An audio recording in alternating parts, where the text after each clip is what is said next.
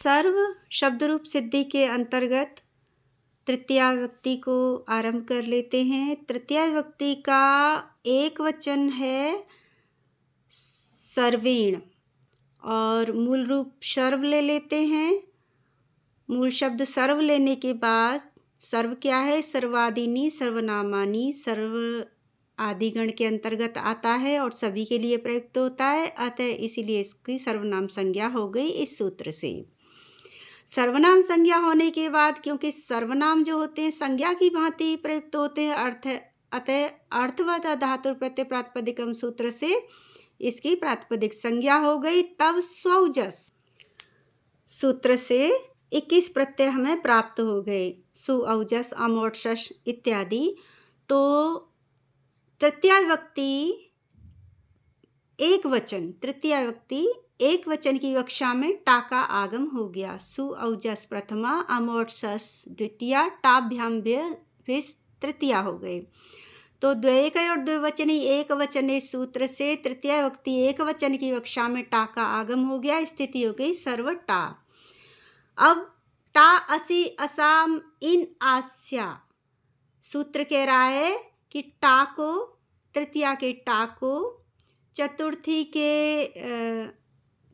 नहीं है, ये पंचमी का है, चतुर्थी में तो ए आता है, तो पंचमी के असी को और षष्ठी के अस को क्रमशः इन आत स्या आदेश हो जाता है। यानी टा को इन होगा, असी को आत होगा और अस को स्या आदेश हो जाएगा।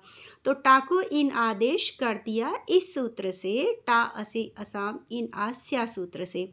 स्थिति हो गई सर्वेन, अ प्लस ई मिलकर ए हो गई और सर्वेन हो गया। अब आदगुण इस सूत्र से हमने इसको सर्वेन कर दिया क्योंकि अ प्लस ई ए हो गया।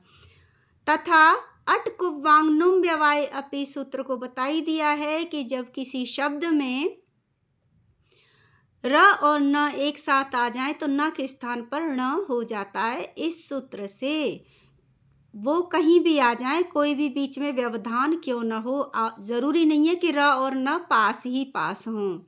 अतः यहाँ पर सर्वेण ये शब्द सिद्ध हो गया जो कि तृतीया का एक वचन है। तृतीया का द्विवचन बना लेते हैं। अब वो है सर्वाभ्याम। मूल शब्द ले लिया सर्व, सर्वादीनी, सर्वनामानी, अर्थवत धातु प्रत्यय और द्वैक और द्विवचनई सूत्र से स्वौजस में से तृतीया द्विवचन की कक्षा में भ्याम का आगम कर लिया। स्थिति हो गई सर्वभ्याम। सुपिच सूत्र कह रहा है कि अ के बाद य आदि प्रत्यय से आरंभ होने वाला सुप प्रत्याहार का कोई वर्ण आ जाता है, सुप प्रत्ययों का कोई वर्ण आ जाता है तो सुप प्रत्याहार नहीं बोलेंगे, सुप प्रत्यय हैं जो कि स्वौजस अमोटस इस सूत्र से हमें प्राप्त होते हैं। तो इन सुप प्रत्ययों में से कोई ऐसा प्रत्यय आ जाए जिसके के शुरू में य आदि हो, अर्थात य व र यानी अंतस्थ या अमंगणनम या फिर झ और भ ये वर्ण हों तो पूर्व सवर्ण दीर्घ एकादेश हो जाता है। पूर्व सवर्ण अर्थात इस य प्रत्याहार के वर्ण भ से पूर्व जो स्वर है उसी को दीर्घ एकादेश कर देंगे। तो यहाँ दीर्घ एकादेश होने के बाद सर्वाभ्याम ये शब्द तृतीया का द्विवचन सिद्ध हो गया। तृतीया का बहुवचन ले लेते हैं। तृतीया के बहुवचन में ये समस्त प्रक्रियाएं सर्वादीनी, सर्वनामानी, अर्थवत धातु तथा स्वौजस के बाद बहुषु बहुवचनम सूत्र से भिस का आगम हो गया। टाभ्याम भिस यानी कि बहुवचन का भिस लेंगे। अतो भिस एस सूत्र कह रहा है कि अ के बाद अत यानी कि अ के बाद यदि भिस आता है तो उसे एस आदेश हो जाता है। तो यहाँ भिस का कर दिया अब एस। स्थिति क्या हो गई? वृद्धि रेची। अ के बाद ए आया तो वृद्धि रेची सूत्र लगा। वृद्धि संधि का नियम है, यदि अ या आ के बाद एच अर्थात ए ऐ या ओ औ आता है तो ए ऐ या ओ औ की ही वृद्धि हो जाती है। यानी अ प्लस ए मिलकर ऐ बन जाएंगे तो सर्वैस हो गया। और स का आपको पता ही है कि अंत में स आया है अतः उसका विसर्ग हो जाएगा तो ये सर्वई रूप सिद्ध हो गया। तृतीय विभक्ति सिद्ध होने के बाद अब करेंगे हम चतुर्थी विभक्ति की सिद्धि। तो चतुर्थी का एक वचन लेते हैं। ठंड बहुत है, उसकी वजह से राइटिंग प्रॉपर नहीं आ रही है, बट समझ लीजिए कि चतुर्थी का एक वचन का रूप जो बनता है वो है सर्वस्मयी। मूल शब्द वही सर्व लिया, सर्वादि सर्वनामानी सूत्र से सर्वनाम संज्ञा कर दी, तो अर्थवद धातु प्रत्यय प्रातिपदिकम सूत्र से प्रातिपदिक संज्ञा हो गई, क्योंकि सर्व संज्ञा के स्थान पर प्रयुक्त होता है तो ये अर्थवान है। उसके बाद प्रातिपदिक शब्द है तो सौजस का आगम हो गया, जिससे कि हमें 21 प्रत्यय मिले। और चतुर्थी एक वचन की कक्षा में द्वैकय और द्विवचनी एक वचन सूत्र से ए का आगम हो गया। स्थिति हो गई सर्व ए। अब सर्वनामन स्मयी, इस सूत्र को समझ लीजिए कि सर्वनाम शब्द जिसके कि अंत में अ आया हो, तो अ अंत वाले सर्वनाम शब्द से परे आए हुए ए को स्मयी आदेश हो जाता है। तो सर्वनाम शब्द जिसके कि अंत में अ आया हो, सर्व में अ अंत वाला है, तो अ अंत वाले सर्वनाम शब्द से परे यदि ए आता है तो सर्वनाम न स्मयी सूत्र से ए को स्मयी आदेश हो जाता है। और फिर दोनों को मिला के लिखेंगे सर्वस्मयी, तो ये शब्द सिद्ध हो गया चतुर्थी का एक वचन। चतुर्थी का द्वैवचन पे आ जाइए। तृतीया की भांति ही होगा, केवल सुपिच सूत्र लगाएंगे, अन्य सभी प्रक्रियाओं के बाद भ्याम का आगम हो जाएगा और फिर अ अंत को पूर्व सवर्ण दीर्घ कर देंगे सुपिच सूत्र से, क्योंकि यह आदि सुप प्रत्यय परे में आया है, क्योंकि इसमें यह के अंतर्गत भ आ जाता है और भ्याम के शुरू में भ है, इसलिए पूर्व में आए हुए अ को आ कर देंगे और सर्वाभ्याम ये रूप बन जाएगा। अब आ जाइए सर्व का चतुर्थी का बहुवचन, जिसको कि बहुशु बहुवचनम सूत्र से लेंगे। इसमें हम बहुवचन का ही प्रत्यय लेंगे और वो होगा अन्य सभी प्रक्रियाओं के सर्वादि सर्वनामानी अर्थवद धातु स्वजस और बहुशु बहुवचनम सूत्र से भ्यस का आगम इसमें हो जाएगा चतुर्थी विभक्ति बहुवचन की विवक्षा में।